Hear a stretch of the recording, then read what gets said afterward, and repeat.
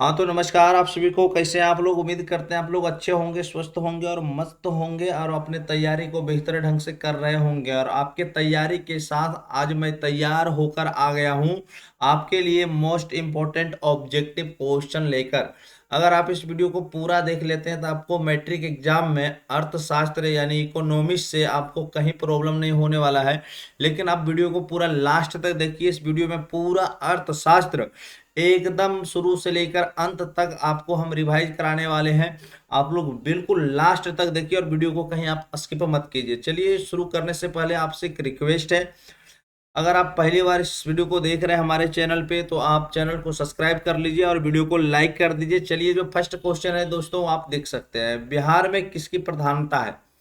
तो जो बिहार में किसकी प्रधानता है, आप फर्स्ट क्वेश्चन को देखिए। बिहार में जो है बाबू कृषि की प्रधानता है। ऑप्शन नंबर ए हो जाएगा आपका सही जवाब।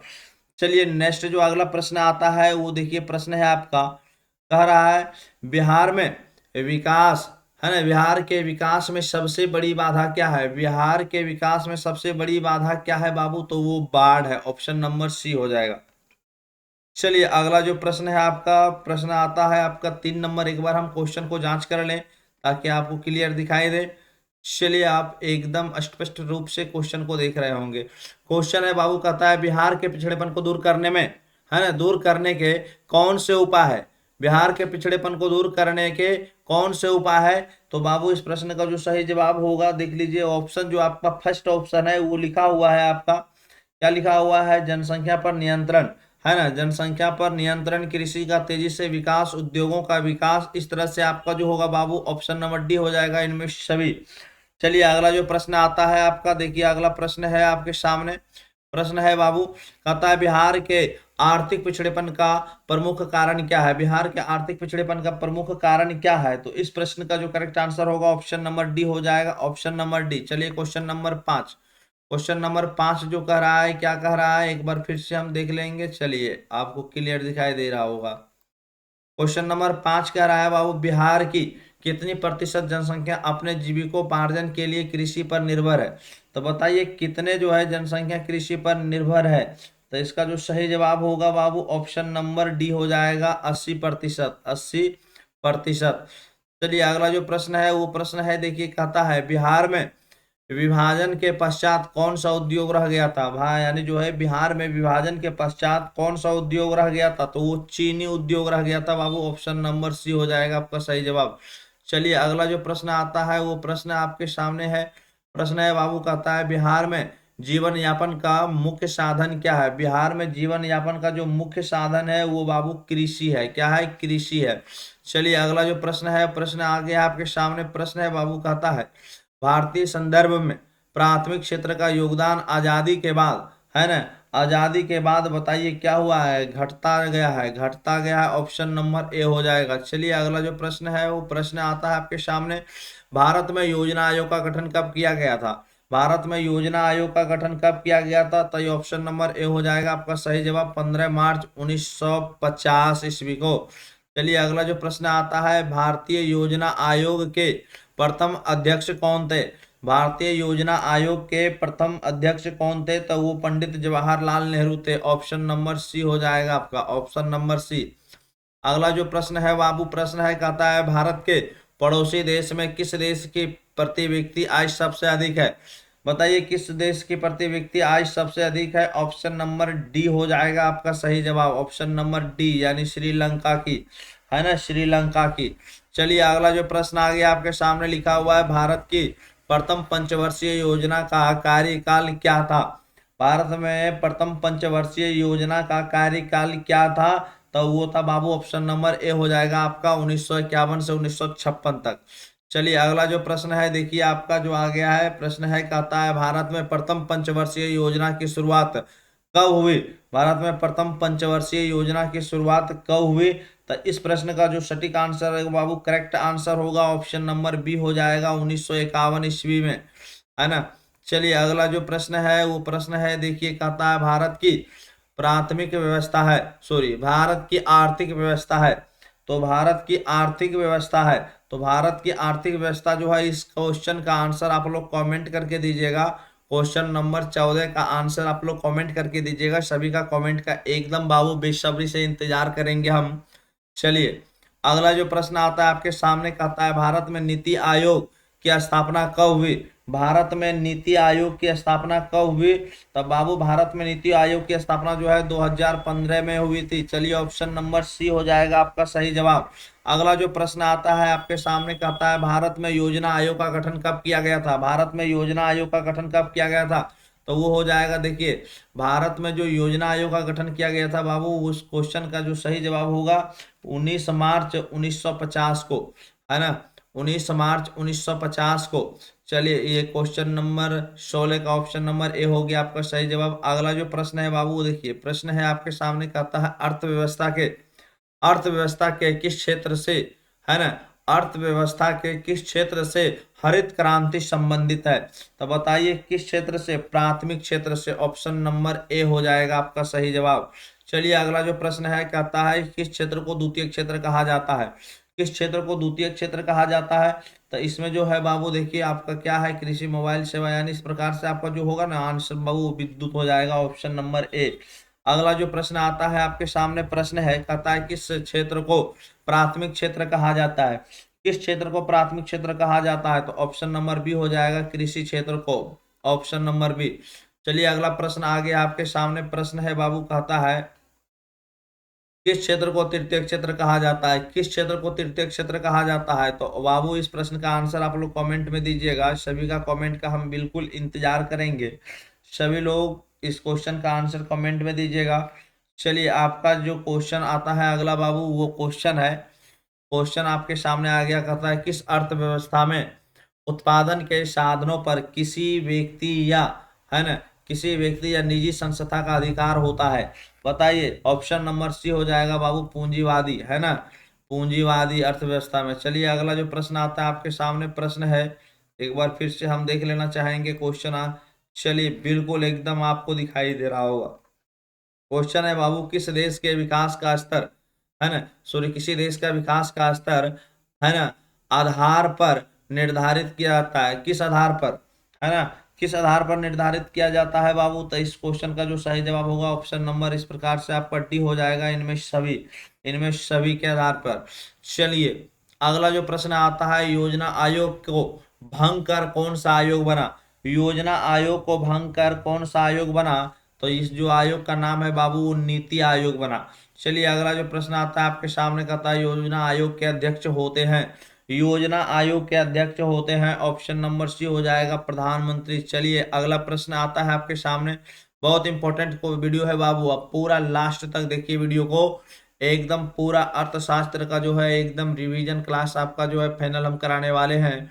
योजना आयोग के सदस्यों की संख्या होती है, योजना आयोग के सदस्यों की संख्या होती है, ऑप्शन नंबर डी हो जाएगा 8। चलिए अगला जो प्रश्न आता है आपके सामने, आर्थिक क्रियाओं का उद्देश्य क्या होता है? आर्थिक क्रियाओं का उद्देश्य क्या होता है? ऑप्शन नंबर बी हो जाएगा, जीविकोपार्जन।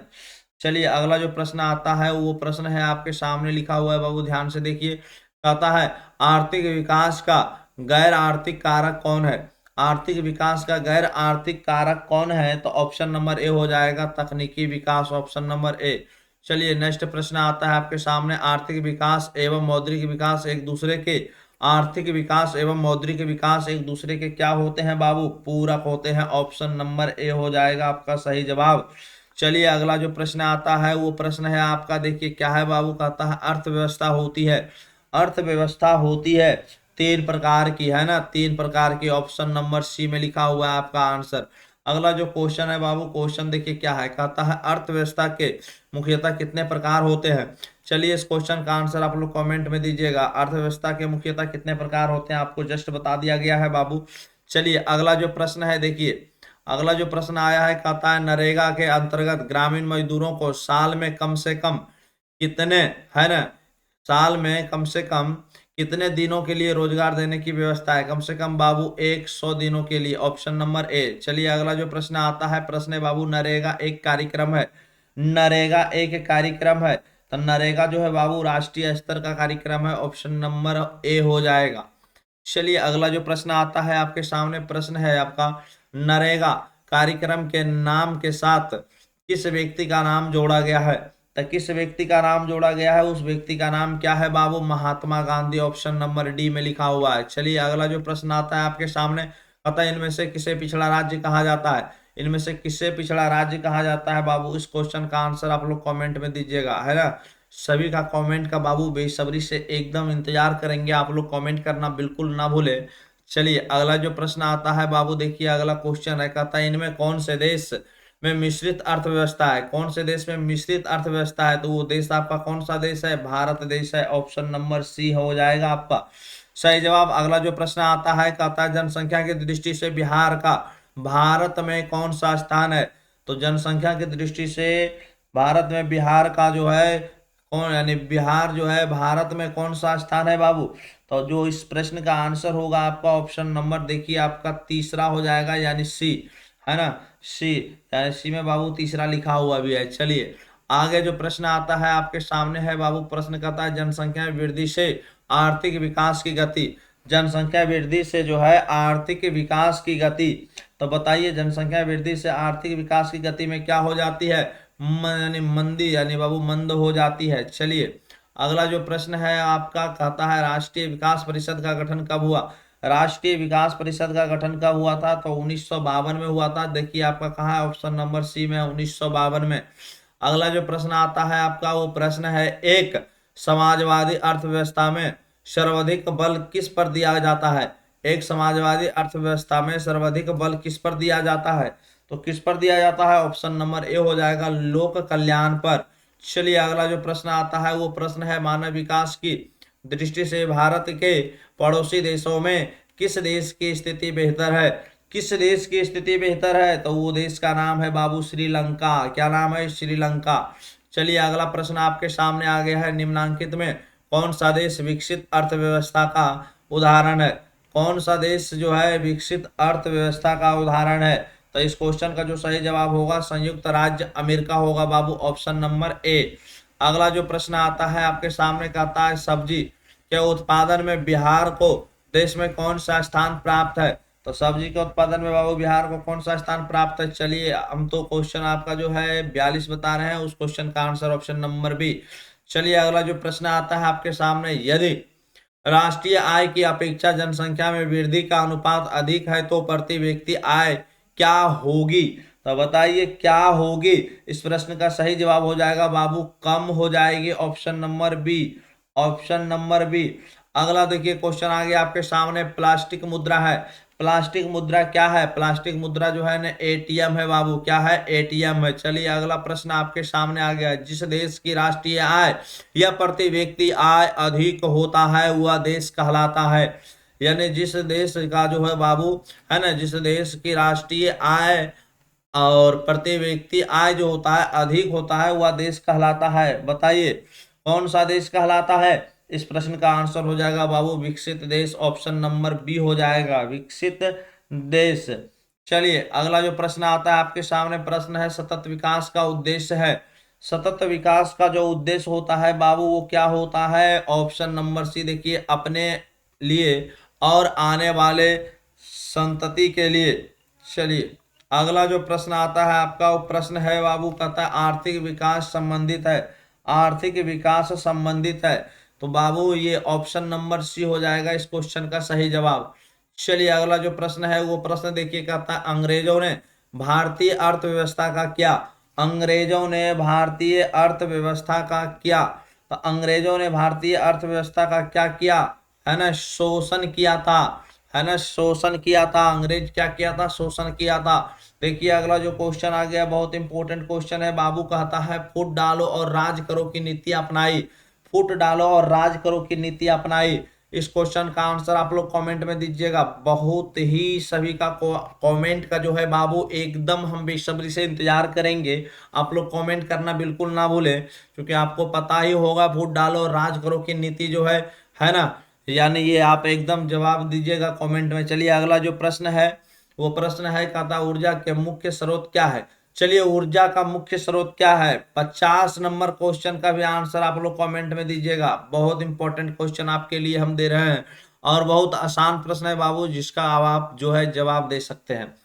चलिए बैंक उदाहरण है, बैंक जो है उदाहरण है, तो बैंक उदाहरण है, किस चीज का उदाहरण है? ये एक आपका जो है बाबू तृतीय क्षेत्र के अंतर्गत आता है। चलिए अगला जो प्रश्न है वो प्रश्न आपके सामने, साहित्यिक दृष्टिकोण से विकास और वृद्धि में, बताइए विकास और वृद्धि में क्या होता है? ऑप्शन नंबर 1 हो जाएगा कोई अंतर नहीं। अगला जो प्रश्न है वो प्रश्न आ गया है, स्वतंत्रता पूर्व है ना भारतीय अर्थव्यवस्था क्या थी? तो क्या थी? तो ऑप्शन नंबर ए हो जाएगा कृषि प्रधान। चलिए अगला जो प्रश्न है वो प्रश्न आ गया है, मानव पूंजी के प्रमुख घटक हैं। तो मानव पूंजी के प्रमुख घटक हैं, ऑप्शन नंबर इस प्रकार से आपका देखिए, ज्ञान कौशल अनुभव, यानी ऑप्शन नंबर डी हो जाएगा, ऑप्शन नंबर डी। अगला जो प्रश्न आने वाले हैं बाबू, देखिए प्रश्न है आपके सामने, प्रश्न क्या लिखा हुआ है? कहता है विकासशील देशों में कार्यशील जनसंख्या अधिकांशतः संलग्न है। तो अधिकांशतः संलग्न है, ऑप्शन नंबर ए हो जाएगा कृषि क्षेत्र में। चलिए अगला जो प्रश्न है बाबू वो प्रश्न देखिए आपका क्या है। अगला आपका चैप्टर बदल गया है बाबू, और हम आपसे शुरू में ही वादा कर लिए हैं कि आपको पूरा एकदम शुरू से अंत तक अर्थशास्त्र का हम जो है रिवीजन कराने वाले हैं आज आपको। तो ये आपका देखिए आपका चैप्टर बदल गया है, चैप्टर नंबर 2 आ गया है आपके सामने। चैप्टर नंबर 2 के लिए आप सभी लोग एकदम ध्यान से देखिए। चैप्टर नंबर 2 का जो फर्स्ट क्वेश्चन है बाबू, फर्स्ट क्वेश्चन देखिए क्या लिखा हुआ है। फर्स्ट जो क्वेश्चन है कहता है राष्ट्रीय आय समतुल्य होता है, राष्ट्रीय आय समतुल्य होता है। बाबू इस प्रश्न का जो सही जवाब होगा ऑप्शन नंबर ए हो जाएगा, यानी उपभोग व्यय और है ना विनियोग के योग के। चलिए अगला जो प्रश्न आता है वो प्रश्न है आपका, प्रश्न क्या है? राष्ट्रीय आय की गणना की विधि है।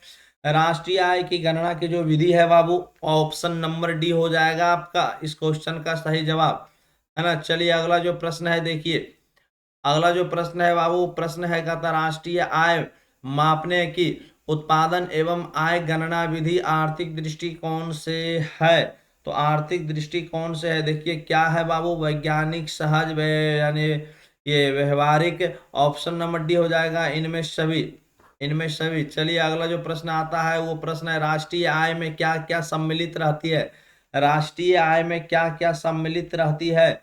तो इस प्रकार से इसमें हो जाएगा विदेशों से आय, है ना, घरेलू उद्योगों की आय। इस प्रकार से जो होगा आपका ऑप्शन नंबर सी हो जाएगा, क एवं ख दोनों। चलिए अब जो है अगला जो प्रश्न है बाबू का, राष्ट्रीय आय का अर्थ है, राष्ट्रीय आय का अर्थ है, तो राष्ट्रीय आय का अर्थ हो जाएगा ऑप्शन नंबर बी, उत्पादन के साधनों की आय।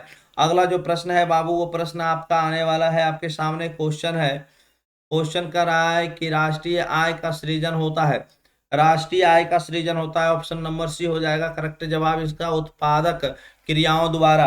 अगला जो प्रश्न है देखिए वो प्रश्न आपके सामने आ रहा है, राष्ट्रीय आय की धारणा में शामिल है, राष्ट्रीय आय की धारणा में शामिल है, कहता है केवल सकल घरेलू उत्पाद, केवल सकल राष्ट्रीय उत्पादन, शुद्ध राष्ट्रीय उत्पादन। इस प्रकार से आपका सभी हो जाएगा बाबू उपयुक्त तीनों।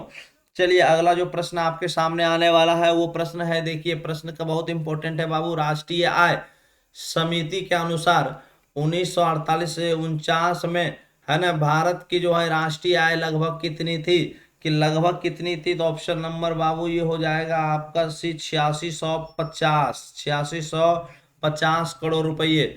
चलिए अगला जो प्रश्न आता है वो प्रश्न देखिए आपका लिखा हुआ है, सन 2005 से 6, है ना, ईस्वी में झारखंड की प्रति व्यक्ति आय कितनी थी? झारखंड की प्रति व्यक्ति आय कितनी थी? तो हो जाएगा आपका option number A, option number A 19,066 रुपये। चलिए अगला जो प्रश्न आता है वो प्रश्न है बाबू आपका, कहता है सन 2008-9, सन 2008-9 में बिहार की प्रति व्यक्ति आय कितनी थी? तो बिहार की प्रति व्यक्ति आय कितनी थी? तो वो बाबू आपका सही जवाब होगा ऑप्शन नंबर बी में लिखा हुआ 13,728 रुपये, 13,728 रुपये। अगला जो प्रश्न आता है सन 2008-9 ईस्वी के अनुसार भारत की औसत प्रति व्यक्ति आय, बताइए भारत की जो है औसत प्रति व्यक्ति आय। इस क्वेश्चन का आंसर चाहे तो आप लोग कमेंट भी कर सकते हैं। चलिए बिल्कुल आसान प्रश्न हम आपके लिए देते हैं बाबू, एकदम इस प्रश्न का आंसर आप लोग कमेंट कीजिएगा, इस प्रश्न का आंसर आप सभी लोग कमेंट कीजिएगा, है ना। चलिए अगला जो प्रश्न आता है वो प्रश्न देखिए क्या आता है। अगला जो प्रश्न आ रहा है बाबू, कहता है सन 2005-6 में पंजाब राज्य की प्रति व्यक्ति आय कितनी थी? सन 2005-6 में पंजाब राज्य की प्रति व्यक्ति आय कितनी थी? तो पंजाब की जब आय का बात करें बाबू, तो वो आपको पता होना चाहिए 34,929 रुपये। 34,929 रुपये, यानी 34,929, ऑप्शन नंबर डी में है। चलिए अगला जो प्रश्न आता है आपके सामने, प्रश्न है बाबू 2005-6 ईस्वी में हरियाणा की प्रति व्यक्ति आय कितनी थी? बताइए। हरियाणा की तो 38,832 रुपये। 38,832 रुपये, ऑप्शन नंबर बी में है, आपका सही जवाब हो जाएगा। चलिए अगला जो प्रश्न है वो प्रश्न देखिए क्या है। प्रश्न है बाबू 2005-6 ईस्वी में निम्नांकित में किस राज्य की प्रति व्यक्ति आय अपेक्षाकृत अधिक थी? अपेक्षाकृत जो है अधिक थी, तो वो देश का नाम होता है महाराष्ट्र, ऑप्शन नंबर सी। चलिए अगला जो प्रश्न है वो प्रश्न है आपके सामने, कहता 2005-6 ईस्वी में बिहार का प्रति व्यक्ति आय कितनी थी? 2005-6 में बिहार है ना का प्रति व्यक्ति आय कितनी थी बाबू? तो इस प्रश्न का सही जवाब हो जाएगा ऑप्शन नंबर डी, देखिए 7875 रुपये। 7875 रुपये। चलिए अगला जो प्रश्न है वो प्रश्न है 2005-6 ईस्वी में भारत की प्रति व्यक्ति आय कितनी थी? 2005-6 में भारत की प्रति व्यक्ति आय कितनी थी? तो इस प्रश्न का जो सही जवाब होगा 25,716 रुपये। 25,716 रुपये, ऑप्शन नंबर डी में है बाबू, ऑप्शन नंबर डी। अगला जो प्रश्न आता है आपके सामने वो प्रश्न है, कहता है 2007 ईस्वी में भारत की प्रति व्यक्ति आय अमेरिका के प्रति व्यक्ति आय का लगभग कितना भाग था? तो कितना भाग था, ये भाग में पूछ रहा है बाबू, तो वो भाग जो है ना ऑप्शन नंबर डी हो जाएगा 1/48 वहाँ भाग। चलिए अगला जो प्रश्न आता है आपके सामने, प्रश्न है बाबू 2012-13 में भारत की औसत प्रति व्यक्ति आय कितनी थी? 2012-13 में भारत की औसत प्रति व्यक्ति आय कितनी थी? तो इस प्रश्न का जो सही जवाब होगा 68,757 रुपये। 68,757 रुपये, ऑप्शन नंबर सी में है बाबू, ऑप्शन नंबर सी। चलिए अगला जो प्रश्न आपके सामने आ रहा है वो प्रश्न है आपका 2005 ईस्वी के, है ना, 2005 ईस्वी के विश्व विकास रिपोर्ट में भारत की राष्ट्रीय आय थी? तो बताइए राष्ट्रीय आय $720। $720, ऑप्शन नंबर ए हो जाएगा सही जवाब। चलिए अगला जो प्रश्न आता है, कहता है बिहार के किस जिले का प्रति व्यक्ति आय सर्वाधिक है?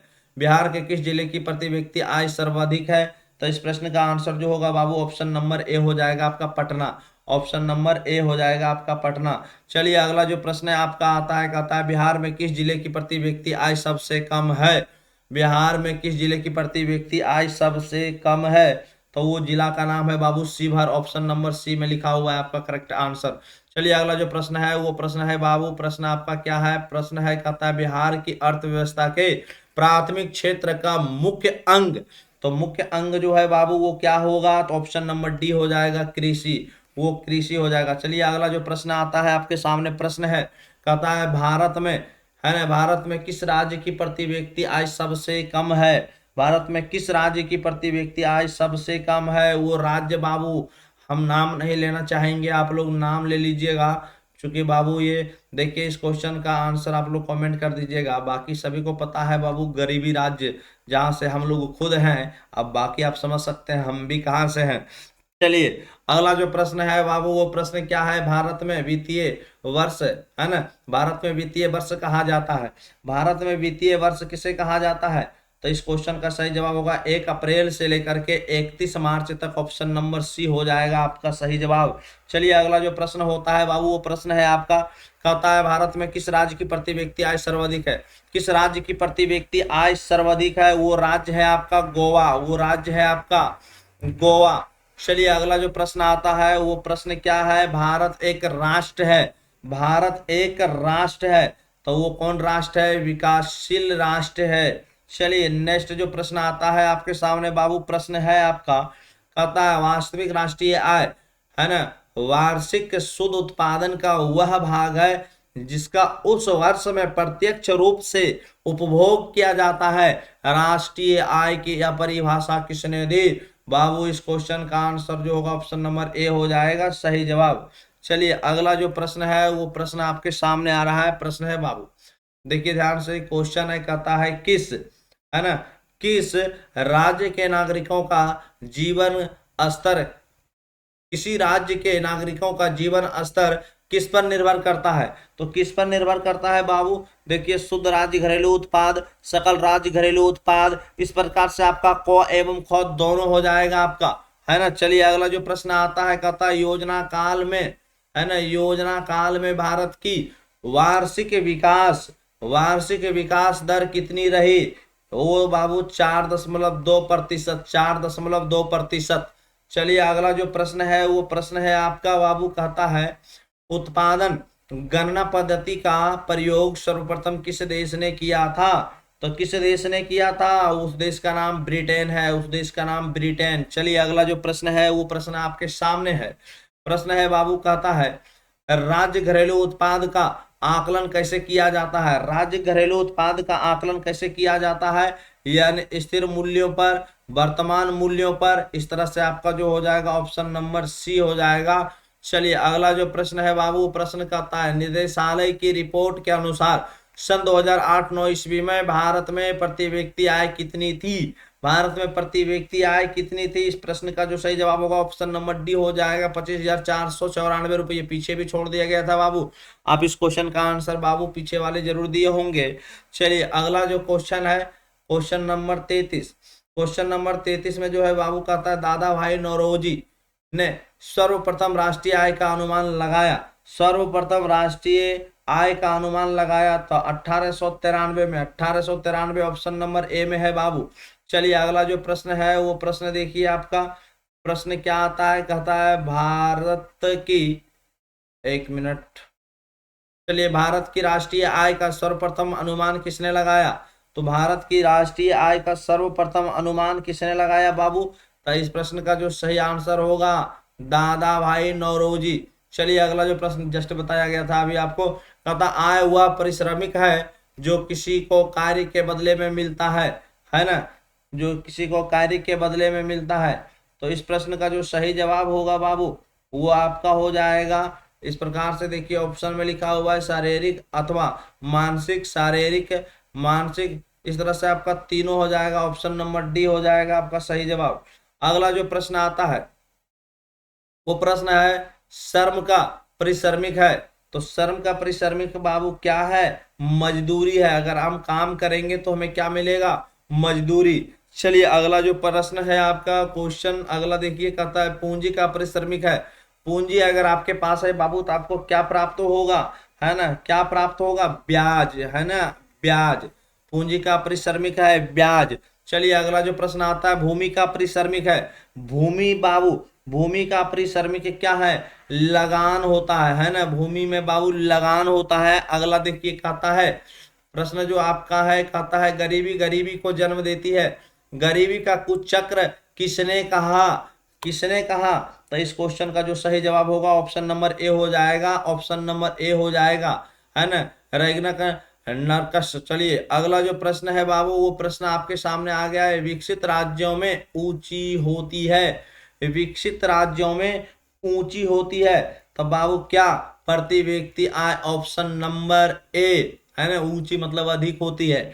चलिए अगला जो प्रश्न है बाबू कहता है सर्वप्रथम अनुमानित भारत की प्रति व्यक्ति, है ना, वार्षिक आय थी। तो बताइए सर्वप्रथम अनुमानित भारत की प्रति व्यक्ति वार्षिक आय थी। तो इस प्रश्न का जो सही जवाब होगा ऑप्शन नंबर ए हो जाएगा, 20 रुपये, 20 रुपये। अगला जो प्रश्न है बाबू वो प्रश्न देखिए आप, अगला जो प्रश्न है प्रश्न आपके सामने आ रहा है। प्रश्न है बाबू कहता है उत्पादन एवं आय गणना विधि आर्थिक दृष्टिकोण से है। आर्थिक दृष्टिकोण से है इस प्रकार से, देखिए सहज वैज्ञानिक व्यवहारिक उपयुक्त तीनों, ऑप्शन नंबर डी हो जाएगा आपका सही जवाब।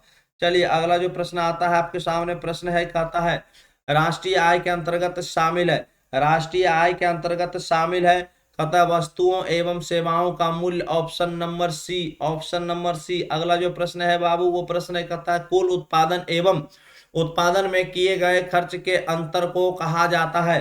क्या कहा जाता है? उसे कहा जाता है शुद्ध राष्ट्रीय आय, ऑप्शन नंबर ए हो जाएगा आपका।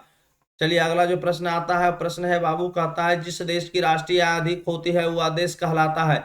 जिस देश की राष्ट्रीय आय अधिक होती है बाबू वह देश कहलाता है। तो वह देश कौन सा देश कहलाएगा? विकसित देश, ऑप्शन नंबर बी हो जाएगा। चलिए एक बार हम जांच कर लेंगे आपको, ताकि क्लियर दिखाई देना चाहिए। चलिए आप एकदम स्पष्ट रूप से देख रहे होंगे सवाल को। चलिए अगला जो प्रश्न आता है आपके पास, वो प्रश्न है बाबू आपके सामने। कहता है निम्नांकित में कौन हमारे रहन सहन के स्तर को प्रभावित करता है? कौन हमारे रहन सहन के स्तर को प्रभावित करता है? तो ऑप्शन नंबर सी हो जाएगा, प्रति व्यक्ति आय, है ना, यही प्रभावित करता है बाबू। अगर आपका जो आय घट जाए तो आपका रहन सहन भी बदल जाएगा। चलिए अगला जो प्रश्न है देखिए, प्रश्न है बाबू, भारत में राष्ट्रीय आय की गणना कौन करता है? ऑप्शन नंबर ए हो जाएगा, केंद्रीय सांख्यिकी संगठन, सीएसओ। चलिए अगला जो प्रश्न आता है बाबू, देखिए आपका अगला चैप्टर बदल गया है, आपका जो है अगला चैप्टर बदल गया है, और बहुत ही इंपॉर्टेंट प्रश्न आपके सामने आ गया है। वो प्रश्न देखिए, आपका चैप्टर बदलने के बाद आपका ये तीसरा चैप्टर का क्वेश्चन आ गया है बाबू। और वो तीसरा चैप्टर में जो प्रश्न है आपका फर्स्ट प्रश्न, वो कह रहा है मुद्रा का प्राथमिक कार्य कौन सा है? मुद्रा का प्राथमिक कार्य कौन सा है?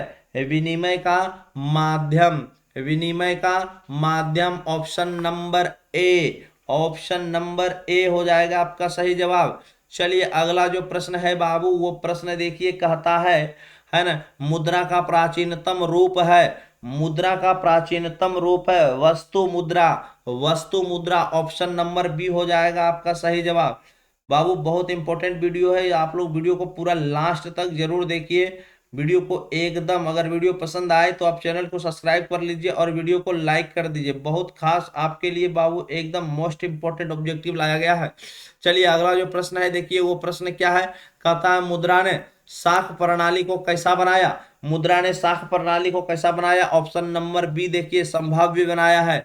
चलिए अगला जो प्रश्न है, कहता है मुद्रा एक अच्छा है, मुद्रा एक अच्छा है, क्या है? सेवक है। अच्छा क्या है? सेवक है। चलिए अगला जो प्रश्न आता है बाबू, वो प्रश्न देखिए आपका क्या है?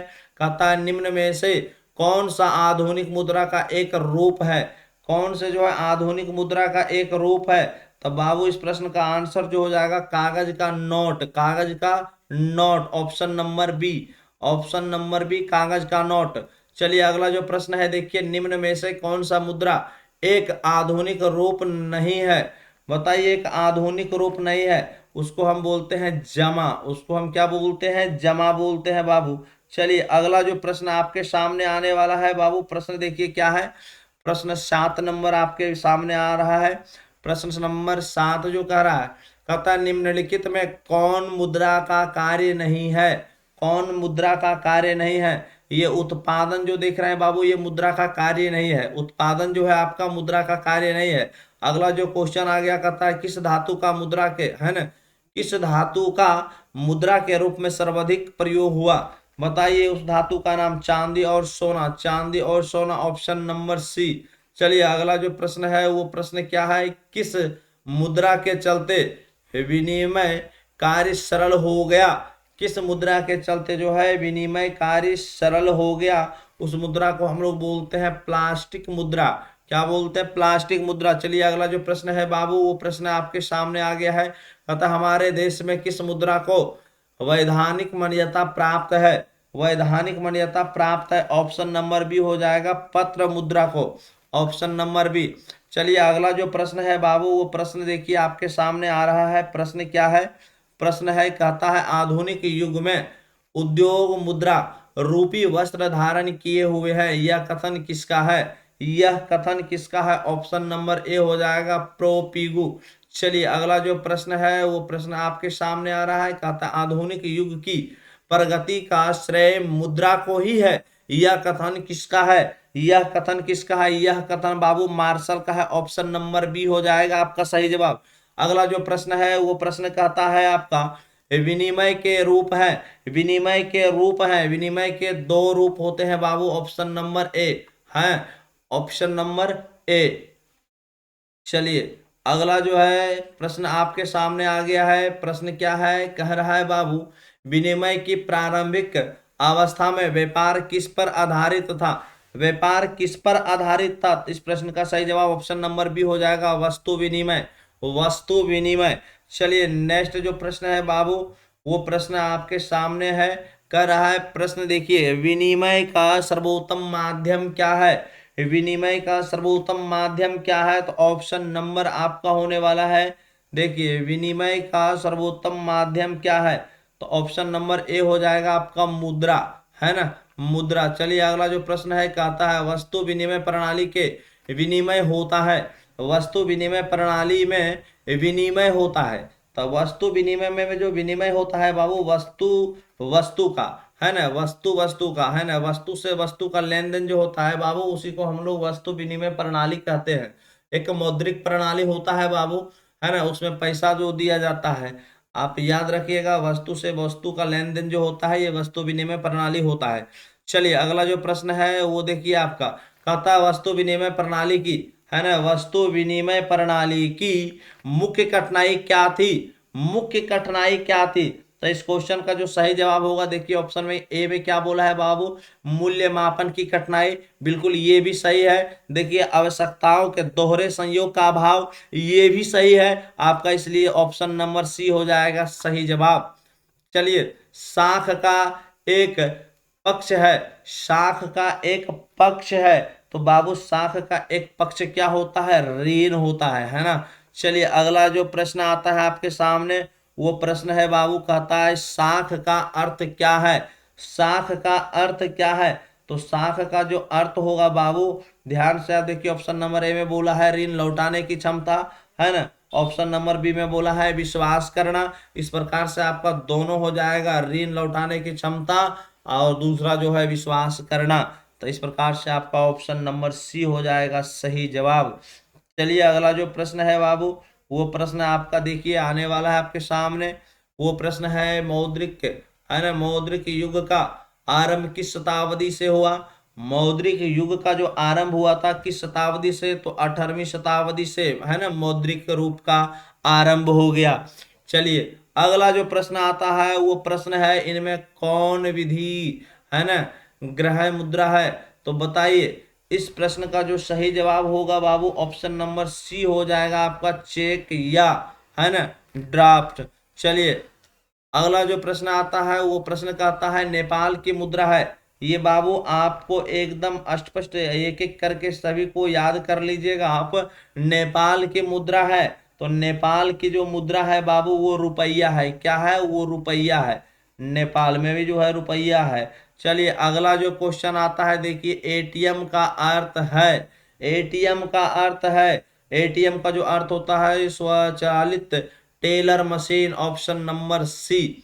चलिए अगला जो प्रश्न है वो प्रश्न है चेक का एक, चेक एक प्रकार के मुद्रा है, चेक एक प्रकार के मुद्रा है, तो इसको कौन मुद्रा बोलते हैं बाबू? साख, है ना, एक ये साख के अंतर्गत आता है। चेक पे बाबू विश्वास किया जाता है ना। चलिए एक तरह से उससे ऋण लौटाने की क्षमता भी हम कह सकते हैं। चलिए ये आगे जो प्रश्न आता है अगला कहता है प्लास्टिक मुद्रा एक सुंदरतम उदाहरण है। प्लास्टिक मुद्रा जो है बाबू एक सुंदरतम उदाहरण है, ऑप्शन नंबर सी हो जाएगा आपका सही जवाब। चलिए अगला जो प्रश्न है बाबू, आपसे मात्र हम 10 सेकंड टाइम लेना चाह रहे हैं, बस थोड़ा सा, 1 मिनट भी नहीं, आपसे मात्र 10 सेकंड हम लेने वाले हैं। चलिए अगला जो क्वेश्चन है बाबू, क्वेश्चन नंबर 25, क्वेश्चन नंबर 25 को आप लोग देखिए, क्वेश्चन नंबर 25 हो गया। चलिए क्वेश्चन नंबर 26, क्वेश्चन नंबर 26 में कहता है एटीएम के द्वारा पैसे निकाले जा सकते हैं। बाबू एटीएम के द्वारा जो पैसे निकाले जा सकते हैं वो 24 घंटे, है ना, आप जब चाहें तब, है ना, दिन हो या रात हो। चलिए अगला जो प्रश्न आता है देखिए, कहता है प्रश्न है बाबू, मनुष्य के आर्थिक जीवन में सबसे महत्वपूर्ण है, मनुष्य के आर्थिक जीवन में सबसे महत्वपूर्ण है वो क्या है? मुद्रा है, ऑप्शन नंबर ए हो जाएगा आपका। चलिए अगला जो प्रश्न आता है, प्रश्न है कहता है क्षणिक या तत्काल उपभोग में आने वाली वस्तुएं होती है, वो वस्तुएं होती है चालू, ओ चालू, ऑप्शन नंबर ए। चलिए चालू। अगला जो प्रश्न है बाबू, प्रतिज्ञा पत्र में है, यानी प्रतिज्ञा पत्र है एक प्रकार का, एक प्रकार का साख पत्र, ऑप्शन नंबर ए हो जाएगा आपका सही जवाब। चलिए अगला जो प्रश्न है वो प्रश्न देखिए, कहता है बचत को प्रभावित करने वाले प्रमुख तत्व है, बचत को प्रभावित करने वाले प्रमुख तत्व है। इस प्रकार से बाबू बचत करने की इच्छा, बचत करने की क्षमता, बचत करने की सुविधाएं, है ना, इस प्रकार से आपका ऑप्शन नंबर डी हो जाएगा तीनों, है ना। चलिए अगला जो प्रश्न है बाबू वो आपका देखिए क्वेश्चन नंबर 30। क्वेश्चन नंबर 30 कह रहा है भारत में कितने राष्ट्रीयकृत बैंक हैं। तो भारत में कितने राष्ट्रीयकृत बैंक है तो बाबू आप अभी तक मार सकते हैं 19। चलिए अगला जो प्रश्न है कहता है भारतीय मुद्रा बाजार में किस प्रकार के ऋणों का लेन देन होता है। किस प्रकार के ऋणों का लेन देन होता है। ऑप्शन नंबर ए हो जाएगा अल्पकाल, है ना, अल्पकाल। चलिए अगला जो प्रश्न है वो प्रश्न आता है आपके सामने कहता है भारत में करेंसी नोट कौन जारी करता है। भारत में करेंसी नोट कौन जारी करता है। Reserve bank of India, option number C, reserve bank of India. चलिए अगला जो प्रश्न है देखिए 34 नंबर कहता है किसने कहा मुद्रा हुआ है जो मुद्रा का कार्य करती है। किसने कहा मुद्रा हुआ है जो मुद्रा की कार्य करता है यानी जो है करती है। ऑप्शन नंबर डी हो जाएगा बाबू, ऑप्शन नंबर डी, है ना, हटले, है ना, विदर्श, ऑप्शन नंबर डी। अगला जो प्रश्न आता है देखिए आपका अगला जो प्रश्न आ रहा है बाबू आपका चैप्टर बदल गया है और हम फिर से आपको एक बार वही बात याद दिलाएंगे कि आपसे हम वादा किए थे कि पूरा अर्थशास्त्र का रिवीजन सिर्फ आपका जो है इस वीडियो में होने वाला है। एक वीडियो में आपका पूरा अर्थशास्त्र कंप्लीट करने वाले हैं हम, और एकदम इम्पोर्टेंट ऑब्जेक्टिव क्वेश्चन के साथ। अगर आप इस वीडियो को पूरा देख लेते हैं तो आपको कहीं दिक्कत नहीं होने वाला है, इसलिए आप वीडियो को पूरा लास्ट तक देखिए बाबू। वीडियो को एकदम लास्ट तक देखिए, एक भी प्रश्न आपका अर्थशास्त्र से नहीं छूटने वाला है। लेकिन एक बार आपसे फिर हम रिक्वेस्ट करेंगे कि अगर आप पहली बार आप हमारे इस वीडियो को देख रहे हैं या हमारे चैनल पे तो आप हमारे चैनल को सब्सक्राइब कर लीजिए और वीडियो को लाइक कर दीजिए, और बाबू मन करे तो आप शेयर कर सकते हैं, नहीं या तब फिर आपकी इच्छा। चलिए अब जो है अगला जो प्रश्न है बाबू वो प्रश्न देखिए आपका कौन सा है, एक बार फिर से हम जांच कर लें ताकि आपको फिर परेशानी ना हो। चलिए एकदम आप देख रहे होंगे, थोड़ा सा नीचे कर दें। चलिए बाबू क्वेश्चन है वित्तीय संस्थाएं क्या व्यवस्था करती है ना, वित्तीय संस्थाएं क्या व्यवस्था करती है। ऑप्शन नंबर ए हो जाएगा कर्ज की। चलिए अगला जो प्रश्न है बाबू वो प्रश्न कहता है निम्न में से कौन आर्थिक आधारभूत संरचना का घटक है। कौन बताइए घटक का। ऑप्शन नंबर ए हो जाएगा वित्त। चलिए अगला जो प्रश्न है वो प्रश्न देखिए कहता है वित्तीय संस्था पूरा करते हैं, वित्तीय संस्था पूरा करते हैं। ऑप्शन नंबर ए हो जाएगा आपका ऋण संबंधी आवश्यकता, है ना, ऋण संबंधी आवश्यकता। चलिए नेक्स्ट प्रश्न जो आता है वित्तीय संस्थाओं के प्रकार होते हैं, वित्तीय संस्थाओं के प्रकार होते हैं। ऑप्शन नंबर ए हो जाएगा 2 प्रकार। चलिए अगला जो प्रश्न है बाबू वो प्रश्न आपके सामने है कहता है वित्तीय सेवाओं की आवश्यकता किसे होती है ना, किसे होती है। तो किसे होती है ऑप्शन नंबर डी हो जाएगा इस प्रश्न का सही जवाब। सरकार को, व्यक्तियों को, है ना, व्यवसायिक संस्थाओं को, इनमें से सभी। चलिए अगला जो प्रश्न है कहता है वित्तीय संस्थाओं में किन संस्थाओं को यानी सम्मिलित किया जाता है। तो किन संस्थाओं को जो है ना संस्थाओं को सम्मिलित किया जाता है। तो इस प्रकार से देखिए बीमा कंपनियां, है ना, व्यवसायिक बैंक, सहकारी साख समितियां, इस प्रकार से आपका ऑप्शन नंबर डी हो जाएगा बाबू, इनमें सभी। चलिए आपका जो अगला प्रश्न आता है सहकारी वित्तीय संस्था नहीं है, सहकारी वित्तीय संस्था नहीं है। ऑप्शन नंबर डी हो जाएगा साहूकार, साहूकार। चलिए अगला जो प्रश्न है बाबू वो प्रश्न देखिए कहता है अर्ध सरकारी वित्तीय संस्था है, अर्ध सरकारी वित्तीय संस्था है। ऑप्शन नंबर सी हो जाएगा क्षेत्रीय ग्रामीण बैंक, है ना, अर्ध सरकारी वित्तीय संस्था है बाबू, यानी आधा ही सरकारी और आधा समझ लीजिए प्राइवेट। चलिए अगला जो प्रश्न है वो प्रश्न आपके सामने है। क्वेश्चन है बाबू कहता है भारत में सहकारिता आंदोलन का आरंभ कब हुआ। भारत में सहकारिता आंदोलन का जो है ना, सहकारिता आंदोलन का आरंभ कब हुआ था। तो 1904 में। ऑप्शन नंबर ए हो जाएगा इस प्रश्न का सही जवाब, ऑप्शन नंबर ए। चलिए अगला जो प्रश्न है बाबू वो प्रश्न आपके सामने आ रहा है। प्रश्न है आपका भारत में केंद्रीय बैंक कौन है।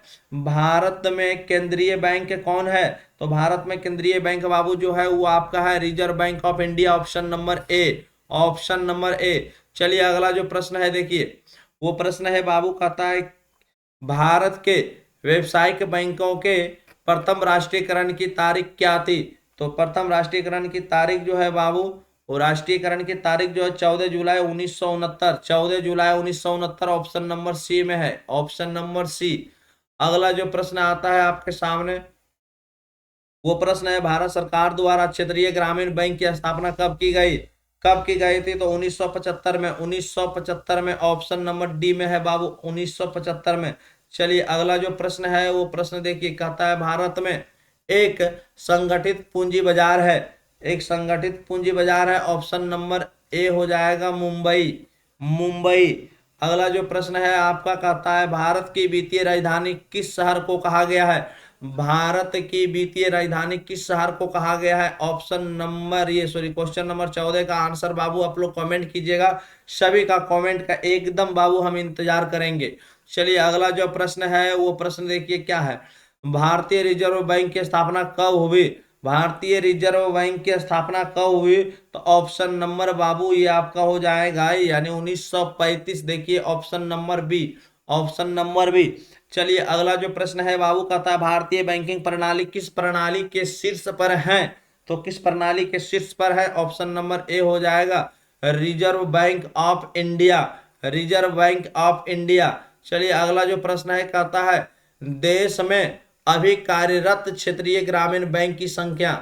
देश में अभी जो है कार्यरत जो है ना ग्रामीण बैंक की संख्या, यानी क्षेत्रीय कार्यरत क्षेत्र में कार्य करने वाले जो बैंक की संख्या है बाबू वो अभी कितना है? 196। Option number D. चलिए देश में अभी कार्यरत क्षेत्रीय ग्रामीण बैंकों की संख्या 196। चलिए अगला जो प्रश्न आता है आपके सामने बाबू, वो प्रश्न है देश की संगठित बैंकिंग प्रणाली के प्रकार हैं तो कौन है? तो ऑप्शन नंबर हो जाएगा आपका 1 2 4, यानी हो जाएगा बाबू 3, यानी होगा 3। Option number D.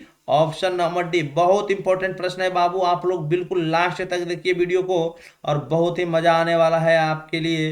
ये एकदम पूरा का पूरा प्रश्न जो है बाबू एकदम गेस्ट प्रश्न है, आप समझ लीजिए।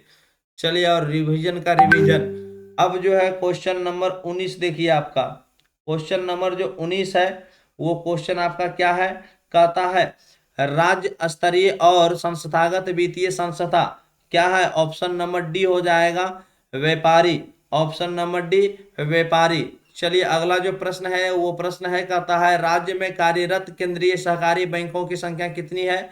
तो राज्य में बाबू कितनी है? तो 25। ऑप्शन नंबर आपका डी हो जाएगा सही जवाब। चलिए अगला जो प्रश्न है वो प्रश्न क्या है, कहता है बिहार में सहकारी बैंक द्वारा उपलब्ध सहकारी साख जो है व्यवस्था, तो क्या हो जाएगा आपका व्यवस्था? ऑप्शन नंबर ए हो जाएगा आपका त्रिस्तरीय।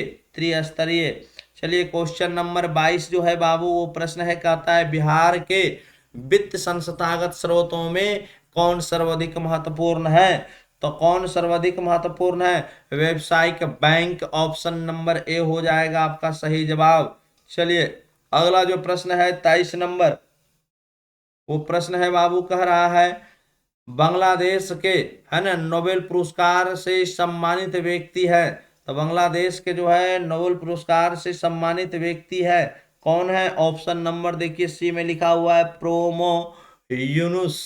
चलिए अगला जो प्रश्न है, कहता है व्यावसायिक बैंक का राष्ट्रीयकरण कब किया गया?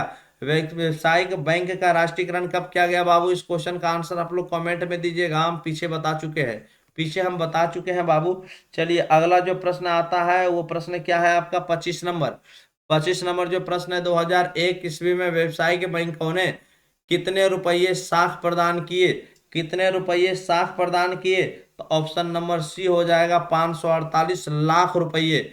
चलिए अगला जो प्रश्न है, गांव के साहूकारों का ऋण प्रदान करने में कितना प्रतिशत योगदान है? गांव के साहूकारों का ऋण प्रदान करने में कितना प्रतिशत योगदान है?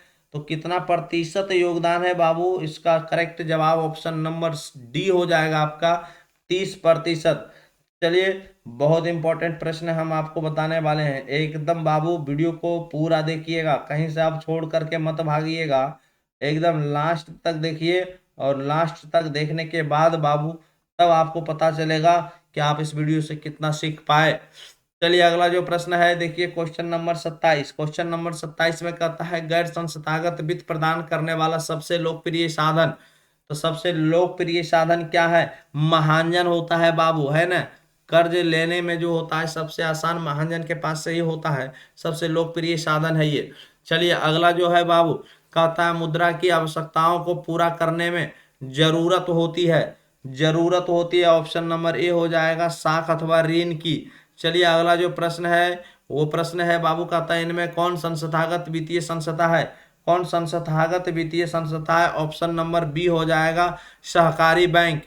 अगला जो प्रश्न है वो प्रश्न कहता है इनमें से कौन सा संस्थागत वित्त का साधन है, तो कौन सा संस्थागत वित्त का साधन है, ऑप्शन नंबर सी हो जाएगा व्यवसायिक बैंक, व्यवसायिक बैंक। चलिए क्वेश्चन नंबर 31 देखिए, कहता है निम्नलिखित में से कौन सा ये संस्थान भारत में मुद्रा जारी करने के लिए अधिकृत है, बताइए मुद्रा जारी करने के लिए अधिकृत है। इस क्वेश्चन का जो है आप लोग आंसर कमेंट में दीजिएगा, है ना, मुद्रा जारी करने के लिए।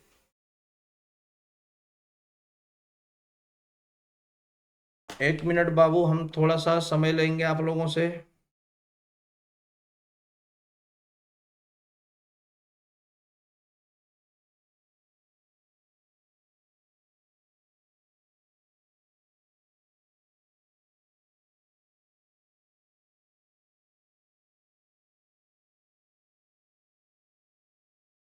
हम आप लोगों से मात्र 1 मिनट का समय ले रहे हैं।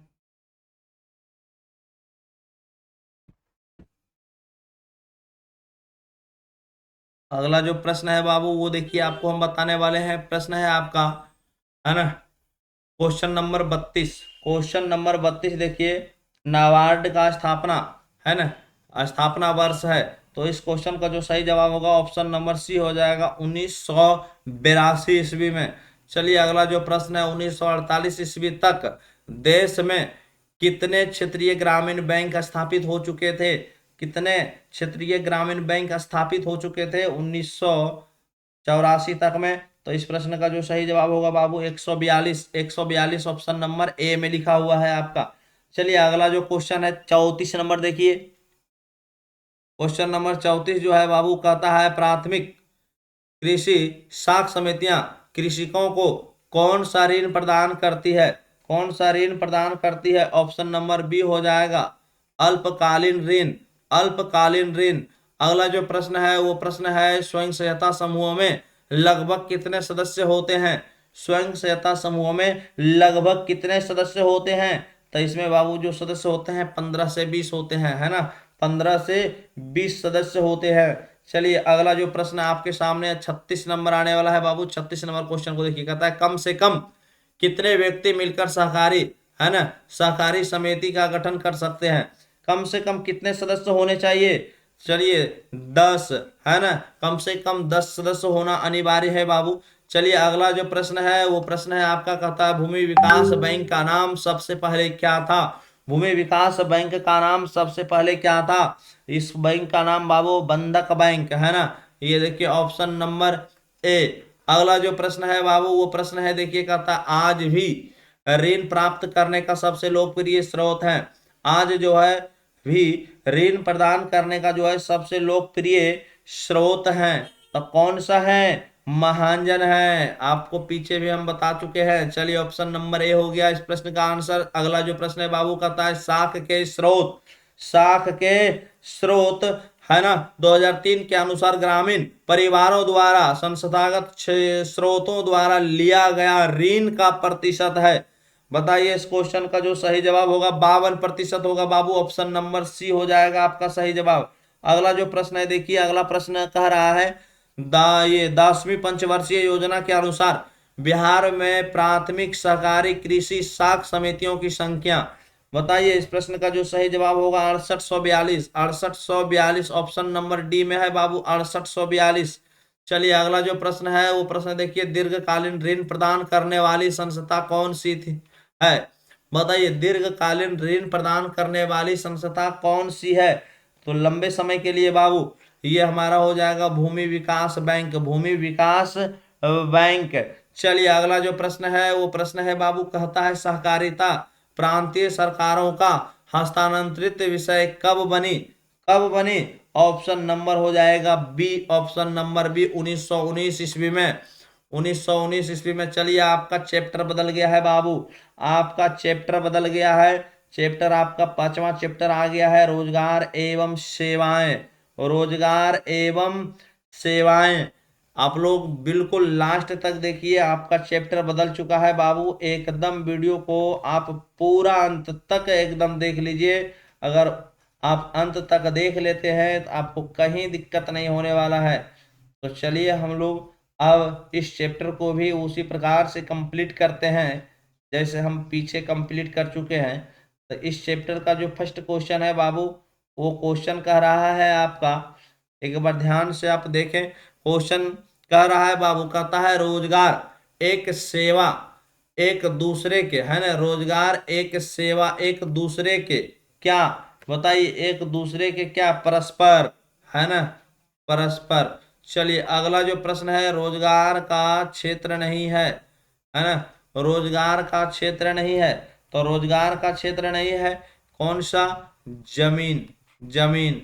चलिए अगला जो है बाबू,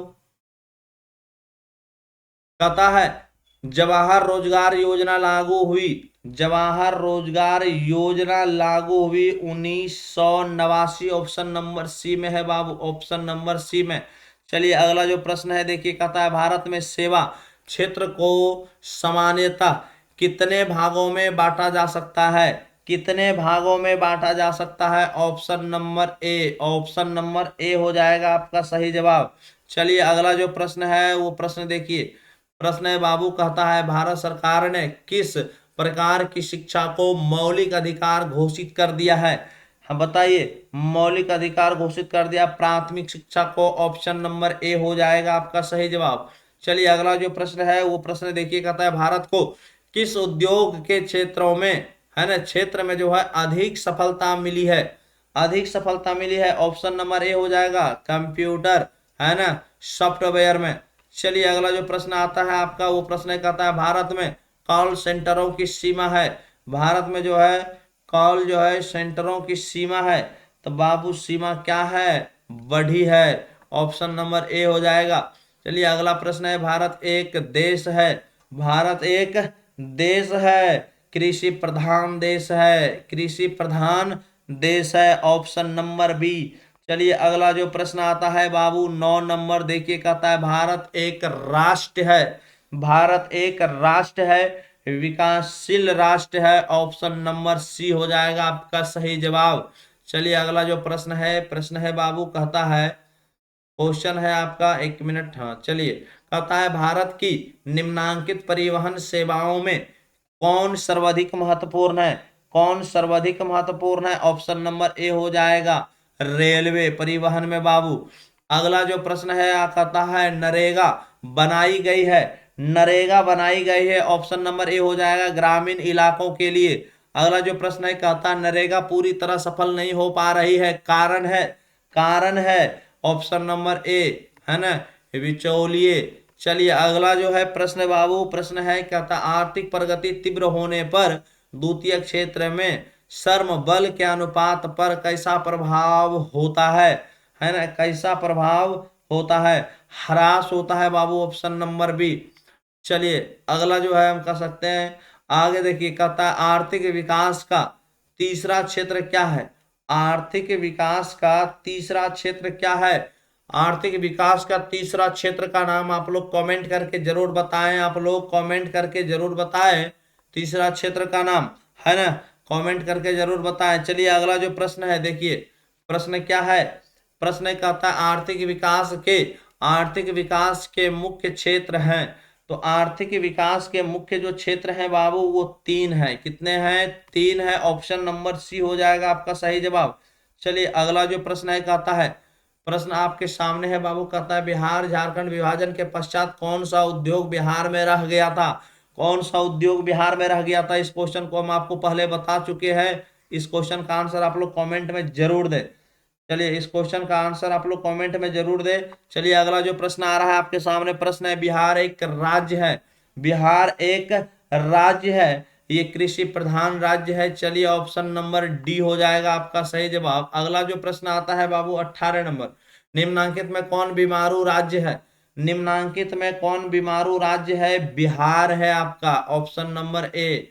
चलिए अगला जो क्वेश्चन है बाबू वो क्वेश्चन है बीमारू, है ना, कौन बीमारू राज्य नहीं है?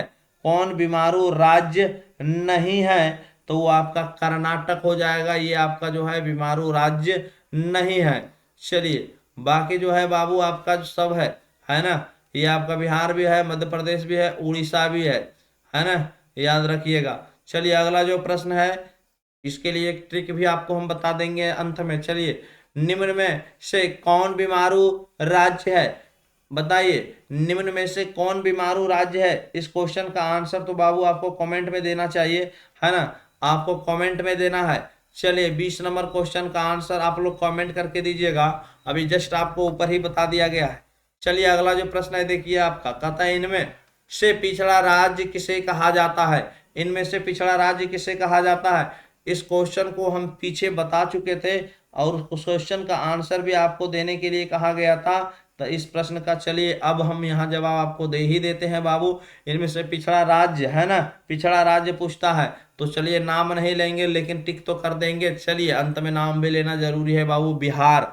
अगला जो प्रश्न है देखिए, कहता है एक अर्थव्यवस्था के किस क्षेत्र को सेवा क्षेत्र कहा जाता है? एक अर्थव्यवस्था के किस क्षेत्र को सेवा क्षेत्र कहा जाता है? तृतीय क्षेत्र को बाबू सेवा क्षेत्र कहा जाता है। चलिए अगला जो प्रश्न आता है वो प्रश्न देखिए, कहता है प्रश्न एक अर्थव्यवस्था के व्यवसायिक ढांचे में रोजगार के कितने प्रमुख क्षेत्र होते हैं? ऑप्शन नंबर सी हो जाएगा 3। ऑप्शन नंबर सी हो जाएगा 3।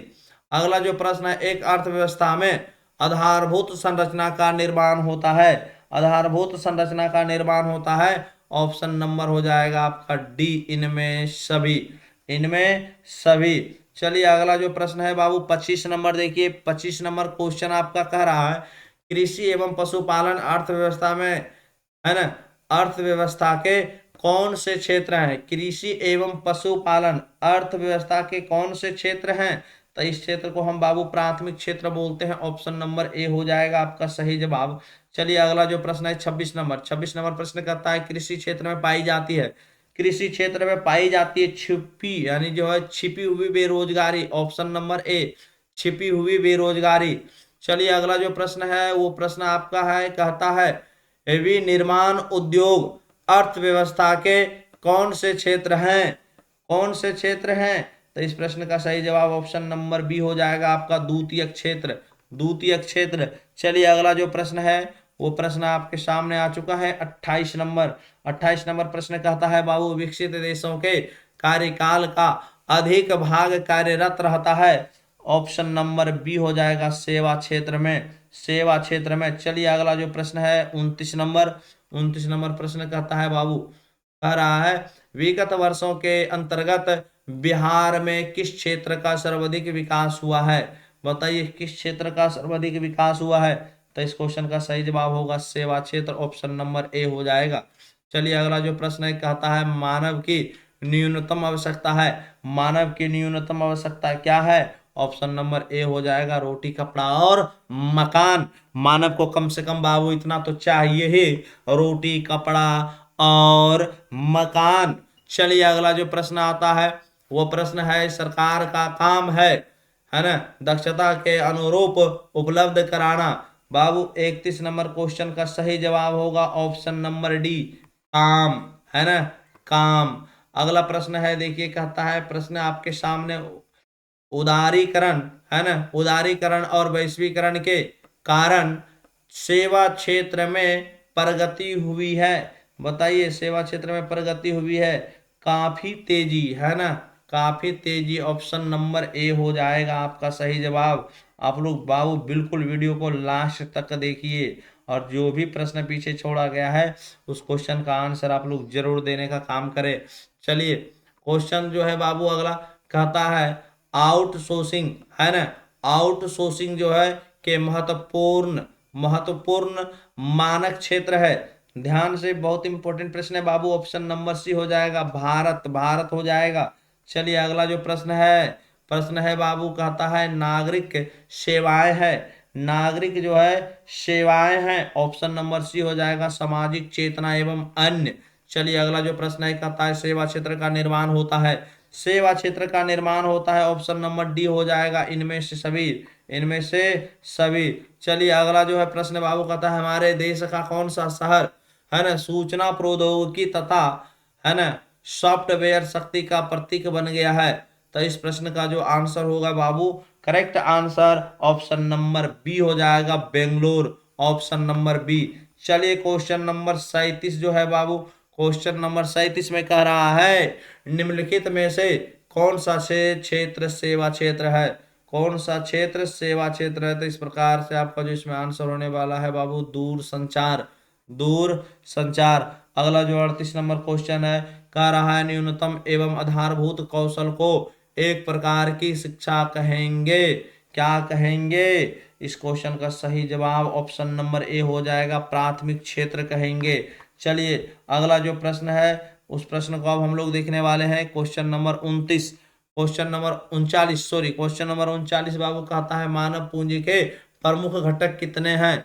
मानव पूंजी के प्रमुख घटक कितने हैं? ऑप्शन नंबर सी हो जाएगा 5। चलिए अगला जो प्रश्न है देखिए, कहता है कौन सी सेवा गैर सरकारी है? बताइए कौन सी सेवा गैर सरकारी है? ऑप्शन नंबर सी हो जाएगा, माल सेवा, है ना। चलिए अगला जो प्रश्न है बाबू, कहता है किस क्षेत्र को द्वितीय क्षेत्र कहा जाता है? किस क्षेत्र को द्वितीय क्षेत्र कहा जाता है? उद्योग को, ऑप्शन नंबर सी को। चलिए अगला जो प्रश्न आता है निम्नलिखित में से कौन छोटे पैमाने का उद्योग है? कौन छोटे पैमाने का उद्योग है? ऑप्शन नंबर सी हो जाएगा, खिलौना उद्योग, खिलौना उद्योग। चलिए इस प्रकार से बाबू हम लोग यहाँ तक कंप्लीट कर चुके हैं। अगला जो आपका क्वेश्चन आता है बाबू वो अगले चैप्टर का आएगा, वैश्वीकरण, वैश्वीकरण। चलिए वैश्वीकरण, अब हम लोग बाबू एकदम अंत तक पहुंच चुके हैं। अब आप लोग घबराए नहीं और बिल्कुल लास्ट तक देखें। अब जो है बाबू आप पार चुके हैं कंप्लीट, लगभग लगभग अब आप कर चुके हैं। एकदम लास्ट तक आप देख ही लीजिए ताकि जिससे आपको कहीं दिक्कत ना हो। अब जो है प्रश्न इस चैप्टर का जो फर्स्ट प्रश्न है उसको अब हम बताने वाले हैं। प्रश्न है बाबू आपका, देखिए क्वेश्चन कहता है वैश्वीकरण के मुख्य अंग कितने हैं? वैश्वीकरण के मुख्य अंग कितने हैं? तो 4 है बाबू, ऑप्शन नंबर डी में है, ऑप्शन नंबर डी में। चलिए अगला 2 नंबर क्वेश्चन देखिए, क्वेश्चन नंबर 2 में कहता है वैश्वीकरण का अर्थ है। वैश्वीकरण का अर्थ है बाबू, इस क्वेश्चन का आंसर आप लोग कमेंट में जरूर दीजिएगा। वैश्वीकरण का अर्थ है ना, वैश्वीकरण का अर्थ है। जिनको पता नहीं होगा वो जरूर कमेंट कर दीजिएगा, यानी मुझे पता नहीं है। चलिए अब जो है आपका अगला जो प्रश्न आता है बाबू वो प्रश्न है, देखिए प्रश्न क्या है आपका 3 नंबर में, वैश्वीकरण से देश एक दूसरे से हुए हैं, एक दूसरे से हुए हैं, करीब हुए हैं, क्या हुए हैं? करीब हुए हैं। चलिए अगला जो प्रश्न आता है 4 नंबर कहता है वैश्वीकरण के, है वैश्वीकरण से किसके जीवन स्तर में सुधार हुआ है? वैश्वीकरण से किसके जीवन स्तर में सुधार हुआ है? तो देखिए इस प्रकार से लिखा हुआ है बाबू, यानी सभी लोगों का, है ना, सभी लोगों का। चलिए अगला जो प्रश्न है 5 नंबर कहता है वैश्वीकरण की प्रमुख विशेषता है। वैश्वीकरण की प्रमुख विशेषता है, तो वैश्वीकरण की प्रमुख विशेषता जो है बाबू इस प्रकार से आपका देखिए तीनों हो जाएगा, इनमें सभी, इनमें सभी। अगला जो क्वेश्चन नंबर 6 है, कहता है वैश्वीकरण को प्रोत्साहित करने वाले कारकों के, है ना, कारकों में कौन सर्वाधिक महत्वपूर्ण है? कौन सर्वाधिक महत्वपूर्ण है? ऑप्शन नंबर ए हो जाएगा, सूचना एवं संचार प्रौद्योगिकी का विकास। चलिए अगला जो प्रश्न है वो प्रश्न आपके सामने है बाबू, कहता है वैश्वीकरण के फलस्वरूप दो देशों के उत्पादकों के बीच प्रतिस्पर्धा, है ना, क्या होता है? बढ़ जाती है, क्या बढ़ जाती है।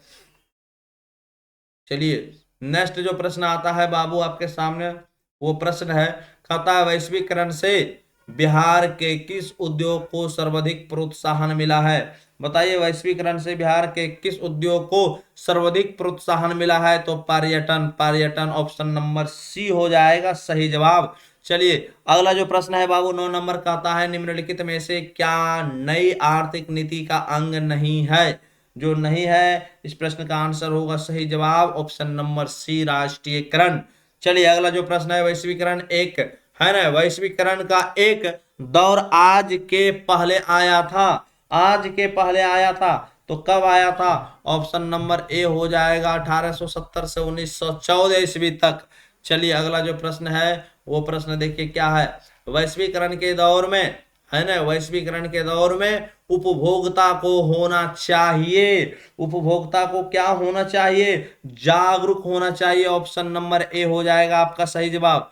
चलिए अगला जो प्रश्न है बाबू वो प्रश्न देखिए 12 नंबर में कहता है वैश्वीकरण के सहचर के रूप में निम्नलिखित में से क्या नहीं आया? तो क्या नहीं आया? ऑप्शन नंबर सी हो जाएगा आयात निर्यात नियंत्रण। चलिए अगला जो प्रश्न है वो प्रश्न क्या है? कहता है बिहार में वैश्वीकरण का प्रभाव नकारात्मक ढंग से पड़ा है। बिहार में वैश्वीकरण का प्रभाव नकारात्मक ढंग से पड़ा है। ऑप्शन नंबर सी हो जाएगा अपेक्षाकृत कम, अपेक्षाकृत कम। अगला जो प्रश्न है बाबू देखिए प्रश्न है आपका, कह रहा है प्रौद्योगिकीकरण के विकास ने वैश्वीकरण की गति को किया है। बताइए क्या है? तेज किया है। ऑप्शन नंबर डी हो जाएगा आपका सही जवाब। 15 नंबर क्वेश्चन देखिए, 15 नंबर प्रश्न जो है आपके सामने कह रहा है बहुराष्ट्रीय कंपनी काफी हद तक अपने लागत मूल्य में लाती है। क्या लाती है? कमी लाती है। ऑप्शन नंबर ए हो जाएगा। चलिए अगला जो प्रश्न है कहता है बहुराष्ट्रीय नग यानी बहुराष्ट्रीय निगमों द्वारा दूसरे देशों में निवेश का सबसे सामान्य तरीका, निवेश का जो सबसे सामान्य तरीका होता है बाबू वो इस प्रकार से आपका जो होगा देखिए, स्थानीय कंपनियों को खरीद लेना, स्थानीय कंपनियों से साझेदारी, नए कारखानों की स्थापना, इनमें सभी हो जाएगा option number D, option number D. चलिए अगला जो प्रश्न है कहता है बहुराष्ट्रीय कंपनी नहीं है, बहुराष्ट्रीय कंपनी नहीं है। तो बताइए कौन बहुराष्ट्रीय कंपनी नहीं है? यानी इसमें जो बाबू लिखा हुआ देखिए, यानी हो जाएगा आपका पटना मोटर्स, है ना, पटना मोटर्स ये बहुराष्ट्रीय कंपनी नहीं है, ये हम लोग का राष्ट्रीय कंपनी है। चलिए अगला जो देखिए क्या है, इनमें कौन बहुराष्ट्रीय कंपनी है? इनमें कौन बहुराष्ट्रीय कंपनी है? तो बहुराष्ट्रीय कंपनी बताना है बाबू। तो बहुराष्ट्रीय कंपनी आपका जो होगा इसमें देखिए लिखा हुआ है फोर्ड मोटर्स, है ना, सैमसंग, कोको कोला, इनमें सभी। चलिए बहुत इंपॉर्टेंट प्रश्न है, इस प्रश्न का आंसर आप लोग कमेंट में दीजिएगा। इनमें कौन बहुराष्ट्रीय कंपनी नहीं है ना, कौन बहुराष्ट्रीय कंपनी नहीं है। चलिए अगला जो प्रश्न है वो प्रश्न देखिए आपका आता है WTO का विस्तृत रूप है ना, क्या है बाबू? ऑप्शन नंबर डी हो जाएगा देखिए one world trade organisation. Option number D, option number D. चलिए अगला जो है देखिए यहाँ बाबू प्रश्न आपका 20 नंबर, 20 नंबर जो प्रश्न है कहता है विश्व व्यापार संगठन WTO की स्थापना कब हुई? कब हुई? तो इस प्रश्न का जो आंसर होगा बाबू ऑप्शन नंबर यानी सॉरी, इस प्रश्न का जो आंसर होगा आपका 1995, 1995 ऑप्शन नंबर डी हो जाएगा आपका 19 नंबर।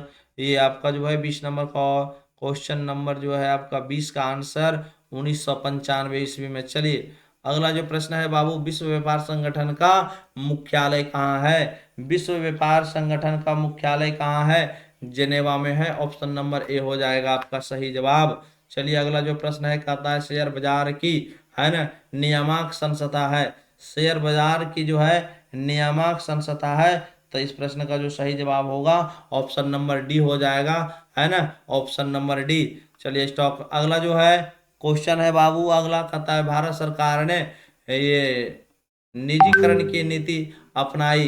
तो भारत सरकार ने निजीकरण की नीति अपनाई।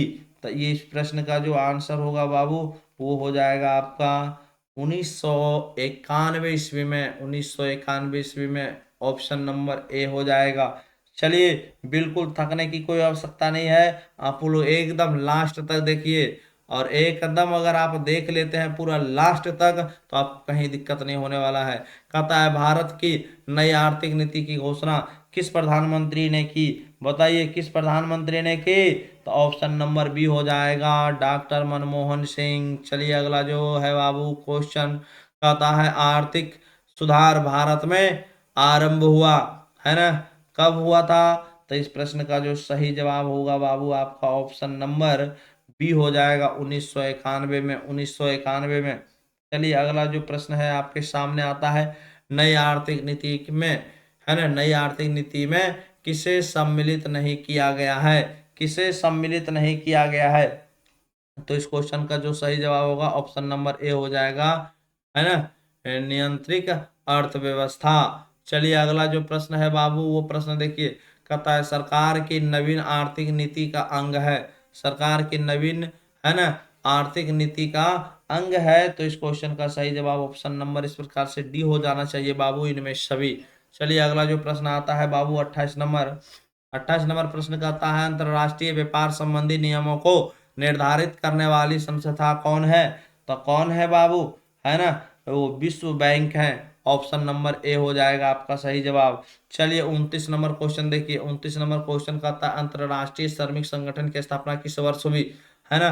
तो किस वर्ष हुई, तो बाबू 29 का जो सही जवाब होगा ऑप्शन नंबर बी हो जाएगा, ऑप्शन नंबर बी, 1919। चलिए अगला जो प्रश्न है देखिए, कहता है, प्रश्न है बाबू निम्नांकित, है ना, निम्नांकित निवेश नहीं है, निम्नांकित जो है निवेश नहीं है, कौन नहीं है बाबू, बिजली बिल, बिजली बिल, ऑप्शन नंबर सी।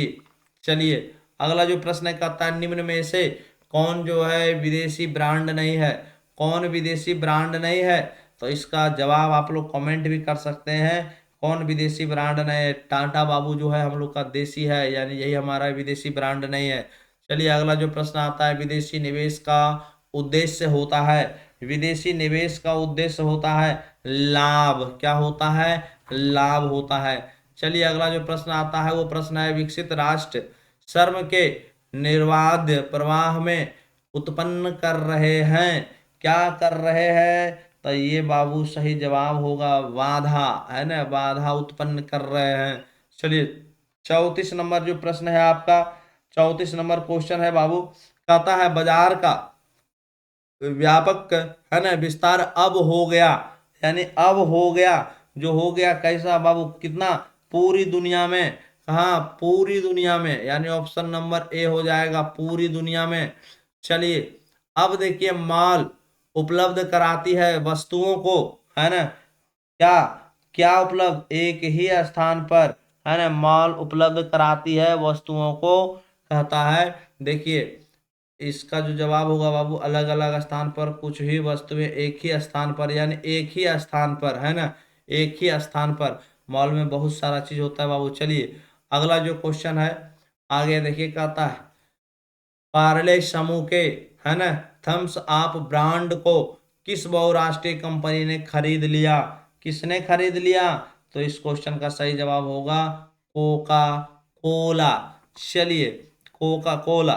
अगला जो प्रश्न है बाबू वो क्वेश्चन है आपका, प्रश्न देखिए, कहता है उदारीकरण हटाती है प्रतिबंधों को, है ना, हटाती है प्रतिबंधों को, उपयुक्त तीनों हो जाएगा इसमें बाबू आपका, है ना, तीनों हो जाएगा, उपयुक्त तीनों। चलिए अगला जो प्रश्न है 38 नंबर, कहता है 11वीं, है ना, पंचवर्षीय योजना में सर्वाधिक क्षेत्र का अनुमानित, है ना, यानी सार्वजनिक क्षेत्र का, सॉरी, सार्वजनिक क्षेत्र का अनुमानित व्यय कितना है। तो बताइए सार्वजनिक क्षेत्र का अनुमानित व्यय कितना है। तो ऑप्शन नंबर बाबू ये आपका हो जाएगा, देखिए ऑप्शन नंबर जो है बी, है ना। चलिए option number B, 22 lakh crore. चलिए अगला जो प्रश्न है बाबू वो प्रश्न आपके सामने आता है, एशिया का पहला निर्यात संवर्धन क्षेत्र कहाँ स्थापित किया गया। तो कहाँ स्थापित किया गया, तो ऑप्शन नंबर ए हो जाएगा भारत में, भारत में। चलिए इस प्रकार से बाबू हम लोग कुल जो है अर्थशास्त्र का 6 चैप्टर कंप्लीट कर चुके हैं। अगर आप वीडियो को पूरा देखे होंगे तो आशा ने पूर्ण विश्वास है कि आपको अर्थशास्त्र में कहीं प्रॉब्लम नहीं होने वाला है और एकदम आप मैट्रिक एग्जाम में अर्थशास्त्र से अच्छे मार्क्स लाएंगे। तो चलिए फिर मिलते हैं हम आपसे नेक्स्ट वीडियो के साथ। और अंत में आपसे एक ही बात मैं कहना चाहता हूं, अगर आप हमारे चैनल को सब्सक्राइब नहीं किए हैं तो प्लीज़ चैनल को सब्सक्राइब कर लीजिए और वीडियो को लाइक कर दीजिए। चलिए अब अंत में हम वीडियो को यहीं करते हैं समाप्त, फिर मिलेंगे। जय हिंद।